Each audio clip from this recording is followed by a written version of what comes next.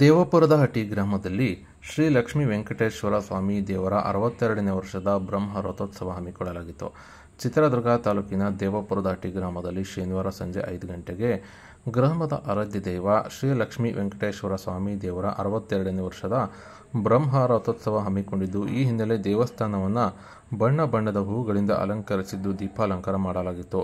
ನಂತರ ಶ್ರೀ ಲಕ್ಷ್ಮೀ ವೆಂಕಟೇಶ್ವರ ಸ್ವಾಮಿ ದೇವರನ್ನು ರಥದ ಮೇಲೆ ಪ್ರತಿಷ್ಠಾಪನೆ ಮಾಡಿದ್ದು, ವಿಶೇಷ ಪೂಜೆ ಪುನಸ್ಕಾರ ಸಲ್ಲಿಸಿ ರಥೋತ್ಸವಕ್ಕೆ ಚಾಲನೆ ನೀಡಿದ್ದು, ನಾನಾ ಭಾಗದಿಂದ ಬಂದಂಥ ಭಕ್ತರು ರಥಕ್ಕೆ ನಮಿಸಿ ರಥಕ್ಕೆ ಕಟ್ಟಿದ್ದ ಹಗ್ಗವನ್ನು ಎಳೆದುಕೊಂಡು ರಥವನ್ನು ಗ್ರಾಮದ ದ್ವಾರ ಬಾಗಿಲ ತನಕ ಎಳೆದುಕೊಂಡು ಹೋಗಿ ರಥೋತ್ಸವದಲ್ಲಿ ಪಾಲ್ಗೊಂಡು ದೇವರಲ್ಲಿ ತಮ್ಮ ಇಷ್ಟಾರ್ಥ ಸಿದ್ಧಿಗಾಗಿ ಪ್ರಾರ್ಥನೆ ಸಲ್ಲಿಸಿದ್ದು ಕಂಡುಬಂದಿದೆ.